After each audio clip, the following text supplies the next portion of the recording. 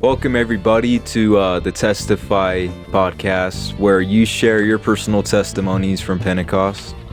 I hope everybody listening is having a good day, whether you're at work or doing some random activities. But I hope this episode helps you and brings some light to your day. And we got two special guests over here. We got Brother John and Sister Erika. Hello. We're back. Back again. And Sister Erika, she has some things to leave off on from her last testimony she shared, that there's a lot of good news, and I'm excited to hear what she has to say. All right. Hi, guys. So I wanted to get on here because I kind of left everybody off on a not so bad note, but I have some updates on my family from when I last shared a testimony. So I don't even know where to start, really. Do you want to backtrack maybe from those that didn't hear it? Yeah, so a little recap on what I talked about. It was like a year ago. There was a big mishap with my family. It was like December of 2024, and my dad went to prison, and my brother went to jail, and I went on a trip with the church, and when I came back, come to find out, the trailer that was in my name, it got switched to another name, and I got kicked out of my trailer. And my whole family disowned me in that moment, and I just had my church family, and it was such a big help for me. And then, I don't know, I kept trusting God in that moment, and a lot of stuff happened. Like a month later, I started dating my now husband over here, and we got married, I think 7 months after that. And, you know, life was going really good. And I think it was about 2-3 weeks before I got married, my dad called me for the first time in 6 months. And, you know, it went really well. He kind of understood why I did what I did.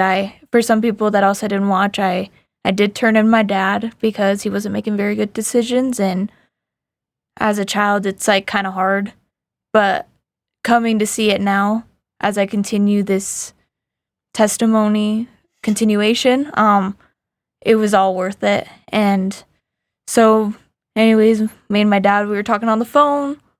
We kind of reconnected after a while, and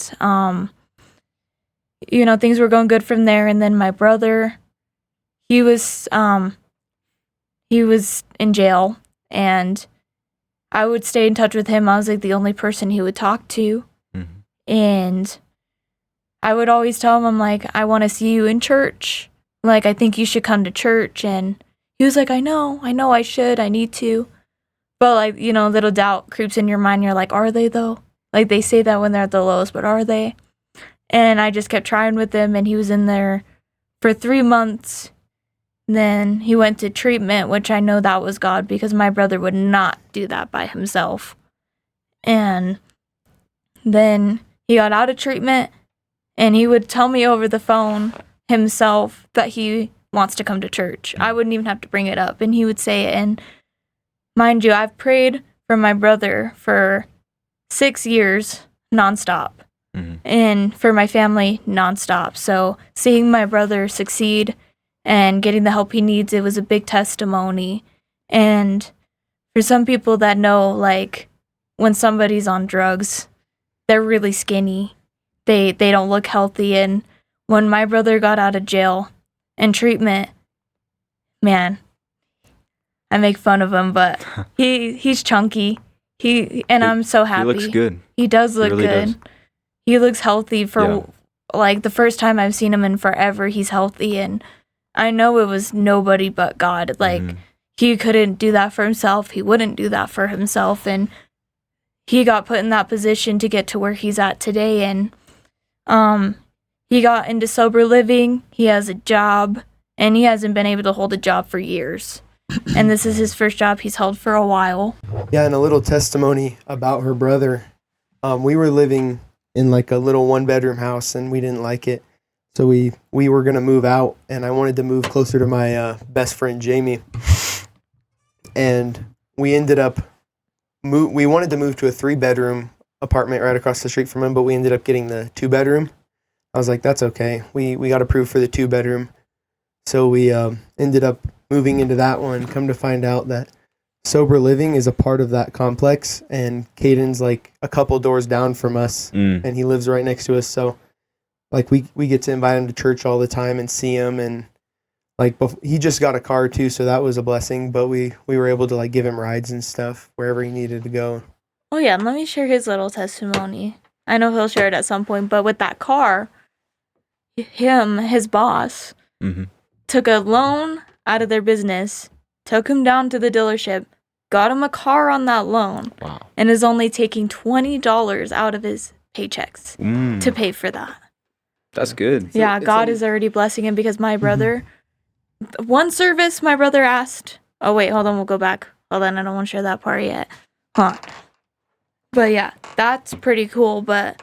It's a nice car. It's a Hyundai Sonata. So... Yeah. Oh, really? Yeah. For the price that he's paying for it, it's a good car. 20 off of a paycheck. Like, yeah. That's better than insurance. Like any boss would do that. Like, that's crazy. Like, that's wild.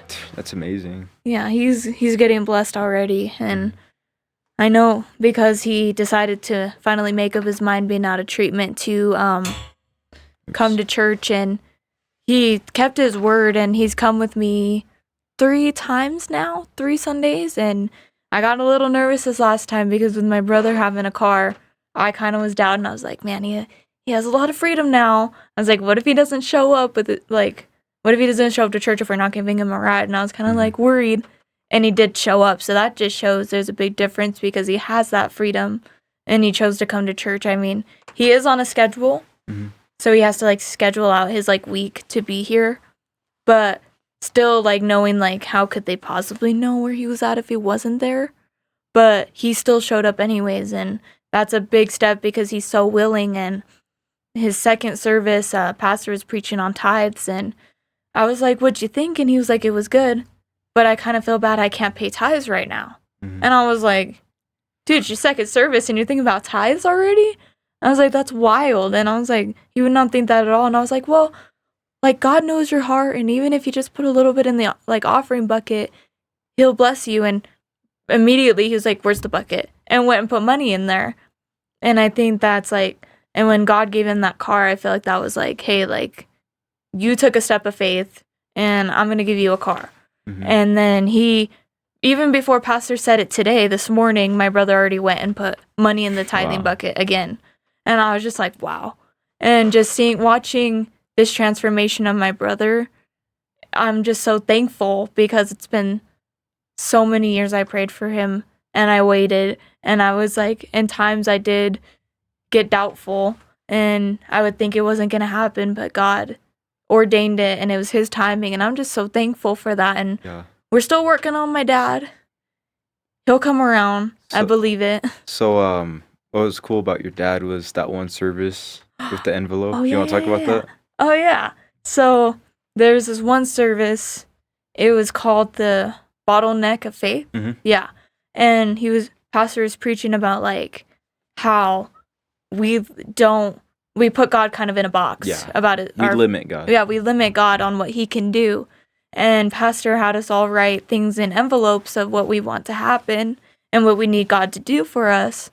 And for 2 weeks, we were going to fast, we were going to pray, do what we could to just not limit God. Yeah, not limit God and put the works in there, because faith without works is dead. Yeah. Yeah, maybe I mixed that up, but we get the gist. But anyways, so service didn't even end yet, and we were like praying to end, and not even before the prayer was over, my dad walked through the door. And that's what you wrote on your... And I wrote, I need you to save my family. And I know I texted him earlier that day, and he said he might come. I wasn't like betting on him coming, and I know it wasn't my text message that made him come by any means. Like, it was just awesome that he came through that door. at that time, and it even shocked Pastor. He was like, I didn't even finish. And there was Joey right there. And I was just like, what the world? And I feel like it wasn't just a faith thing for me, but it was for everybody else to see, like, God's gonna do it. God can do it. And it was just awesome because it was just like, my dad's being so stubborn right now, but that was just like God showing me that he can do it and he will.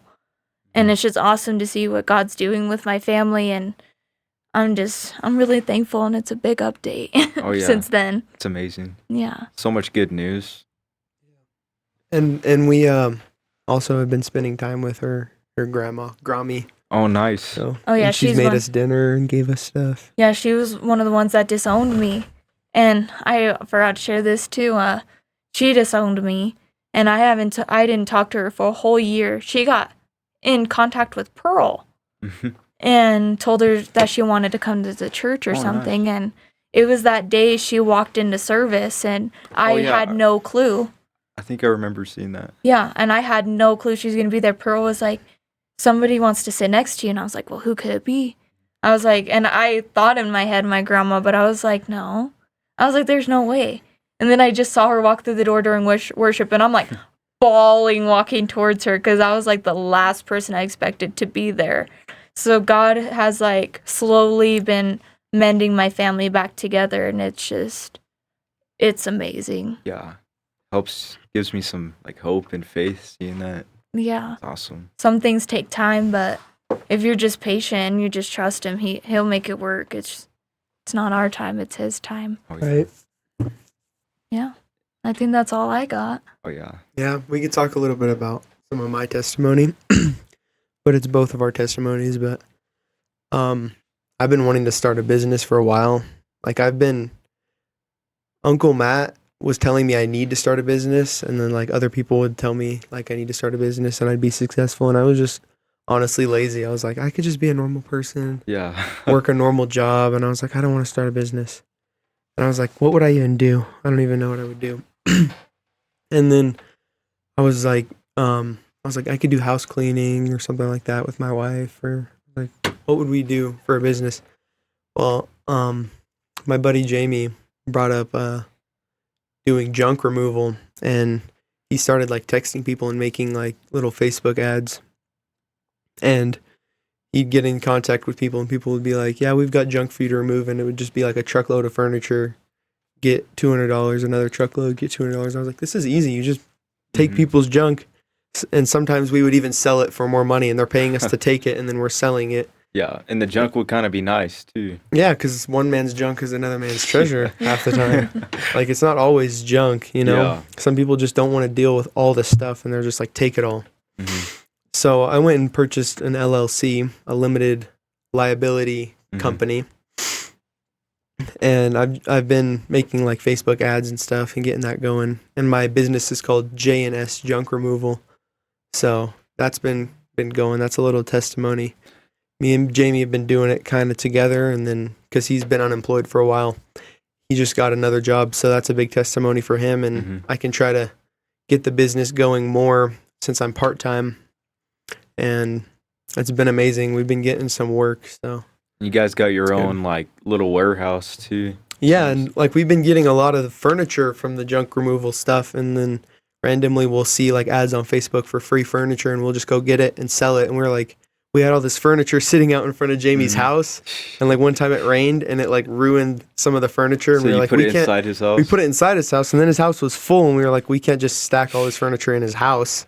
So we're like, what do we do? And then turns out his sister was renting a storage unit for $30 a month. It was like half of a shipping container, half of a Connex. It's $30 a month. We're like, well, let's go see if we can get one of those. Turns out they had a whole like warehouse the size of 2 Connex shipping containers. Bigger than Jamie's house. Yeah, like literally bigger than Jamie's house, and it has electricity and heat. And it has a dock that I can back my flatbed truck up to, and it's like literally the level of my bed, perfect level.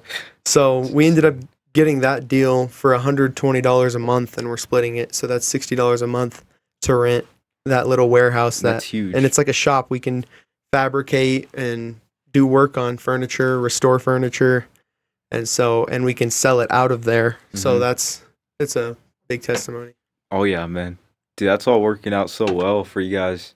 Yeah. It's really cool. I think he showed me some of the tables and the picture of the warehouse, and I was pretty impressed. Yeah. I was like, yeah, I thought that was super cool. Yeah, it's cool. Like for the square footage, it's like 800 square feet, and something like that would usually be like $300 a month or more. Yeah, like no, because just like a U-Haul, yeah, like you know how U-Haul has the self-storage stuff. They have that big building they built. Like for a 10 by 20 storage, it's already the same price as what we pay, and that's a 10 by 20. That's only 200 square feet. We have electricity and heat. Yeah, electricity and heat. That's Yeah. actually something else right there.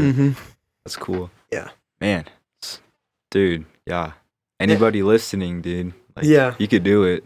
Yeah, and he also said once we get trailers, he'll let us park because he rents out lots to park whatever you want. But if we get a trailer for our business, we can park it right there next to our warehouse and do work out of there. So that's going to be nice too. Man. Yeah. No, blessing. 120 divided, like split into two. Yeah, $60 a month for both of us. And it's massive. Yeah. Yeah. Dude, that's actually really cool. Mm-hmm. Well, man, you guys have anything else you like to add, or? I think we're all good. Think of. Man, well, anyone listening, your family can come, and you can start that business. And I hope this is a light and helps someone and encourages somebody. And yeah, well, everyone have a good day. Goodbye.